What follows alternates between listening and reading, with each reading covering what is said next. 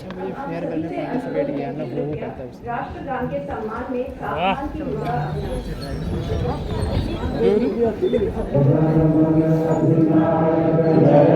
भारत भाग्य विधाता, पंजाब सिंध गुजरात मराठा द्राविड़ उत्कल बंगा, विंध्य हिमाचल यमुना गंगा, उज्जल जलधि तरंगा, तब शुभ नामे जागे, तब शुभ आशीष मांगे, गाहे तब जय गाथा, जन गण मंगलदायक जय हे भारत भाग्य विधाता, जय हे जय हे जय हे जय जय जय जय हे। भारत माता की जय। भारत माता के जय। एसजीपीजीआई के 40वें स्थापना दिवस के भव्य एवं गरिमामय समारोह में हमारे बीच में उपस्थित हैं हमारे मित्र, हमारे राज्य मंत्री आदरणीय वेंकटेश्वर शरण सिंह जी, छत्तीसगढ़ से चलकर के आए, अपना पूरा जीवन गरीबों की, वंचितों की, आदिवासियों की सेवा में लगाने वाले जन स्वास्थ्य सहयोग के डॉक्टर रमन कटारिया जी, एसजीपीजीआई के निदेशक professor Radhakrishna Dhiman ji, dean SGPGI professor Shaleen Kumar ji, registrar lieutenant colonel Varun Vajpayee ji, सभी फैकल्टी मेंबर्स, स्टूडेंट्स, पत्रकार मित्रों, किसी भी संस्था का स्थापना दिवस उसके लिए बहुत ही महत्वपूर्ण होता है और पीजीआई जैसी संस्था के लिए तो अति महत्वपूर्ण है। पीजीआई ने अपने स्थापना काल से इन 40 वर्षों में अद्भुत और अविश्वसनीय सफलता हासिल। इन 40 वर्षों में पूरे भारत वर्ष में हम अपनी ग्रेडिंग में धीरे धीरे करके हम नंबर 1 की तरफ आगे बढ़ रहे हैं। कई चिकित्सा संस्थानों को जो हमसे पहले स्थापित हुए उनको हमने पीछे छोड़ दिया है। ये सब संभव हो पाया है, ये सब संभव हो पाया है एसजीपीजीआई के हमारे फैकल्टी मेंबर्स, चिकित्सक, स्टाफ, डायरेक्टर और आप सबके लोग जो हमारे स्टूडेंट हैं। एसजीपीजीआई अब चिकित्सा जगत में कोई साधारण नाम नहीं, भारत में भी नाम है और दुनिया में भी नाम है। यहाँ जिस प्रकार की फैसिलिटीज आप चिकित्सा विज्ञान में प्रदान करते हो, वास्तव में पूरा भारत और पूरी दुनिया उन पर नजर गड़ाए रहती है कि एसजीपीजीआई ने नया क्या किया। मुझे बताने में प्रसन्नता है कि कई विभागों ने बहुत अच्छा काम किया है। हमारी जो सीसीएम विभाग है, यूनिट है, उसने पूरे भारत में अपनी सफलता के परचम गाड़े हैं और सब लोग कहते हैं कि सीसीएम में मुझे एडमिशन मिल जाए तो वहाँ हमारा परिजन, हमारा मरीज बच जाए।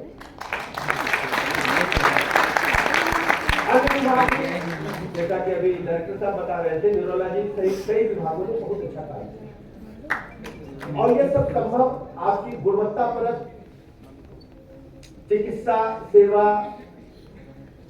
से संभव हो पाया।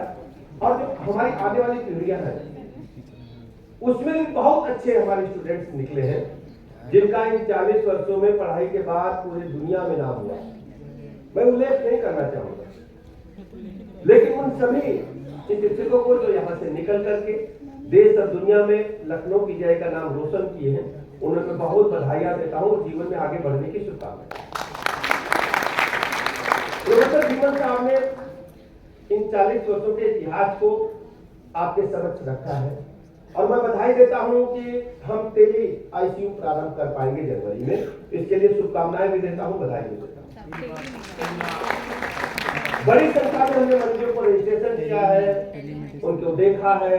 आईपीडी भी हमारी अच्छी रही है, ओपीडी भी हमारी अच्छी रही है। हमारे राज्य मंत्री जी ने उसकी चर्चा आपसे की। आप सोचते होंगे कि जब किसी मुख्य वक्ता को हम बुलाते हैं अपने संस्थान में, अपने व्याख्यान में, अपने सेमिनार में, तो उसकी बातों को आत्मसात करते हैं। करते हैं कि नहीं करते? करते हैं। आपने कटारिया साहब की बातों को आत्मसात कुछ किया? क्या बताइए। कटारिया साहब क्या करते हैं? कटारिया साहब कोई मरीज जो आदिवासी है और उसको सांप ने काट लिया है, खतरनाक जहर उसके शरीर में प्रवेश कर गया है, बचने वाला नहीं है। नदी अपने विकराल रूप पर है, उसको चारपाई पर लाकर बगैर एम्बुलेंस के लोग एडमिट कराते हैं, उसको ठीक करते हैं। कोई ऐसा रोगी है जिसके पास खाने को भी नहीं है, पीने को भी नहीं है, कपड़े भी नहीं है और वो जल गया है, उसकी भी चिकित्सा व्यवस्था वो सपोर्ट की करते हैं। कुपोषण जो हमारे हिसाब है, भारत के माननीय प्रधानमंत्री नरेंद्र मोदी ने कुपोषण को समाप्त करने का बीड़ा उठाया है और हम सब उसके पार्ट है। और कटारिया साहब केवल अपने अस्पताल में मरीजों की सेवा नहीं करते, दूर कैंपस में जाकर गांव में भी कैंप लगाते बताइए ना, लगाते हैं। तो क्या सीखा आपने, क्या प्रण लिया? आज इस आपने बुलाया तो कटारिया साहब का इनका सम्मान हुआ, आपने उद्बोधन सुना, लेकिन आपने क्या प्रण लिया? कोई बच्चा बोलेगा, बताइए, बोलिए भैया। जी भैया, भैया हाँ, और किसी भी मरीज को जो कम से कम हम दूर न जा पाए 20-40 किलोमीटर, अगर पीजीआई कैंपस में है तो उसे भगवान मान करके सेवा करे, ये भी उसी में निहित है।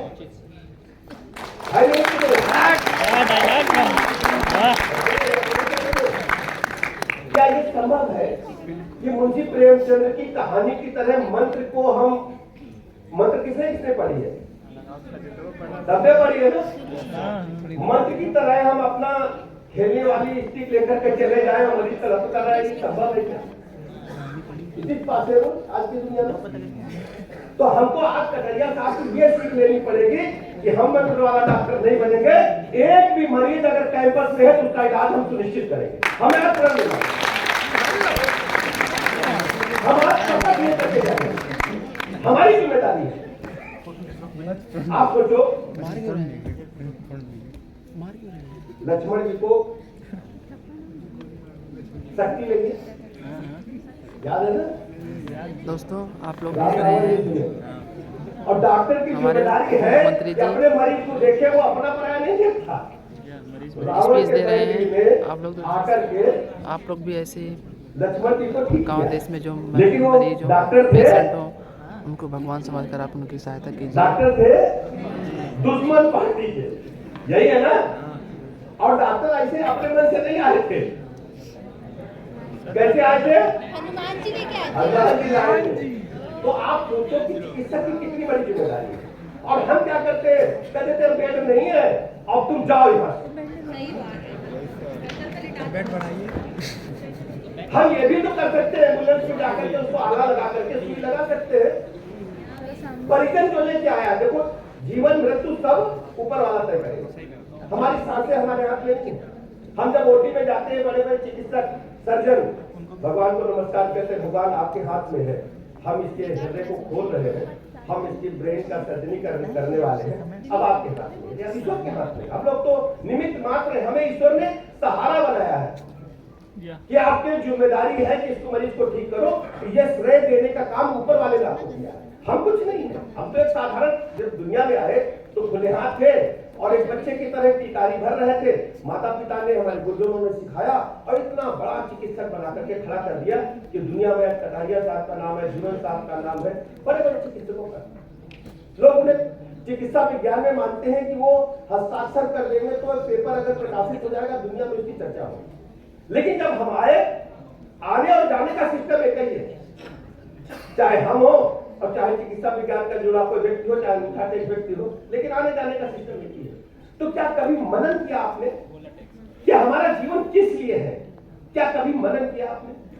हमारा जीवन सिर्फ पैसे कमाने के लिए है, नाम कमाने के लिए है, मानवता के लिए हम काम नहीं करना चाहते। आप सोचिए पीड़ा हमें कब होती है? इतनी मेहनत, 1.5 लाख रजिस्ट्रेशन किया, 1 लाख के लगभग हमने ओपीडी की, 50-55 हजार इंडोर पेशेंट है और एक पेशेंट नहीं भर्ती किया। अखबार में 4 लाइन बड़ा बड़ा निकला और जवाब मुझे देना है असेंबली में, आपको नहीं देना है। जवाब मुझे देना है कि हम हमें गलत है, सही है, मुझे जस्टिफाई करना है। और ये लोकतांत्रिक व्यवस्था है। 25 करोड़ लोगों का स्टेट है, इस स्टेट में 25 करोड़ लोगों में 403 असेंबली मेंबर से चुने जाते हैं और उनकी जवाबदेही हमारे प्रति है, हम उनको जवाब देंगे, हम उन्हें सेटिस्फाई करेंगे पीजीआई ने गलती नहीं की है और हम इसके लिए पक्षधर है और जो आगे सुधारात्मक रवैया होगा हम अपनाएंगे।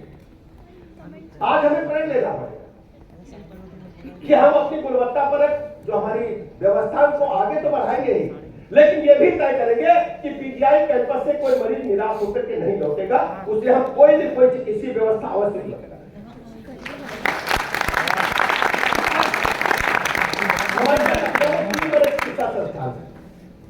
डिस्ट्रिक्ट हॉस्पिटल भी 2-3 हमारे पास बड़े बड़े हैं, बलरामपुर है, सिविल है और इसके अलावा लोग बंधु भी बड़ा हॉस्पिटल है।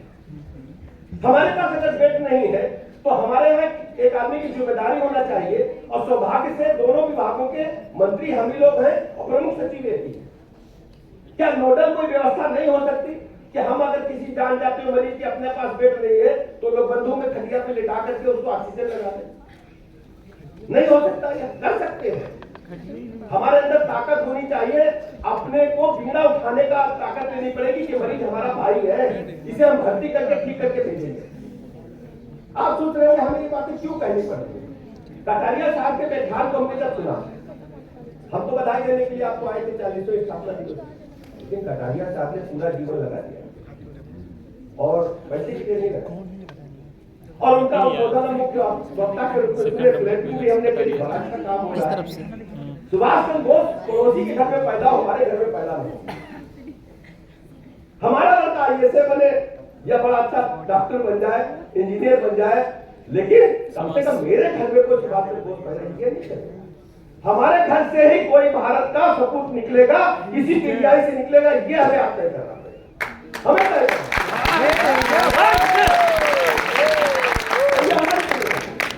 और हम आपको भरोसा दिलाते हैं, हम पूरी तरह से आपके ऊपर समर्पित जो भी आवश्यकता है। आने के बाद से बोल जाएंगे, बजट आता है, सरकार आती है, ये लोगों के लिए हम लोग काम करते हैं। हम तो रिप्रेजेंटेटिव हुए कुछ समय के लिए आपके साथ खड़े हैं, लेकिन मैं मन से आपके साथ हूं।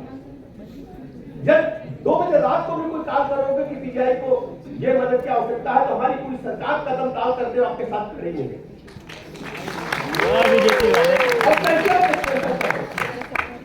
हम और क्या बेहतर कर सकते हैं जिससे हम अपने चिकित्सा व्यवस्था को पूरी दुनिया में आगे बढ़ा सकें। और मुझे प्रसन्नता होती है जब कोई मरीज यहाँ से भर्ती होकर के ठीक होकर के जाता है तो पूरे देश में पीजीआई लखनऊ का नाम होता है। और पीजीआई लखनऊ वास्तव में चिकित्सा विज्ञान के क्षेत्र में पूरे भारतवर्ष में दुनिया में कहीं काम कर रहा है।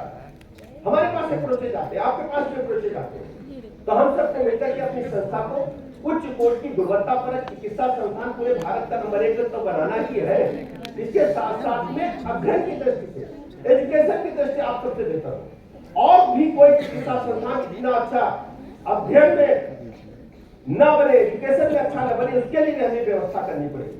और हम सब मिलकर के अपनी पीजीआई को पूरे भारतवर्ष का नंबर 1 का चिकित्सा संस्थान के साथ साथ बेस्ट एजुकेशन देने वाला भी संस्थान बनाने का काम करेंगे। इसी साल में काम करेंगे जो भी, जैसे गामा नाइफ की चर्चा हमारी बात नहीं है, गामा नाइफ हमें कोई दिक्कत नहीं है, लेकिन अब एक किसान है, उसके 4 बेटे हैं, बहू की मैके में शादी है तो उसको झुमका भी बनवाना है, जाड़ा आ गया तो रजाई भी 3 लेनी है, घर का छत गिर रही उसकी मरम्मत भी करानी है, पत्नी को खांसी आती है उसको इलाज भी कराना है। तो हम लोगों की हालत ऐसी ही है, हम बजट बता नहीं सकते, हम जनता से पैसे ले नहीं सकते। हमारे जो ये तो बाद में संविधान बना,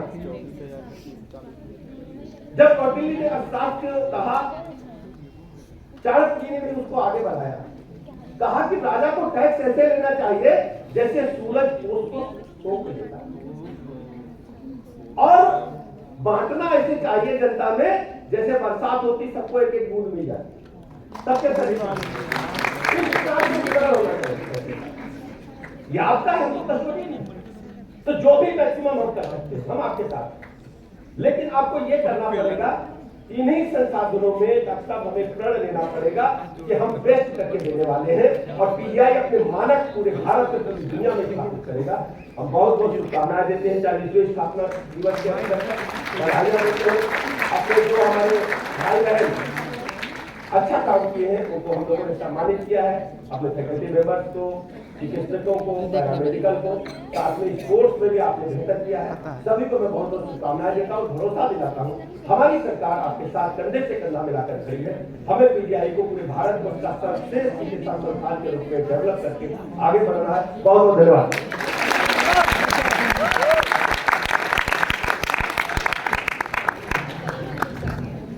आपके मार्गदर्शन और सराहनीय शब्दों के लिए धन्यवाद।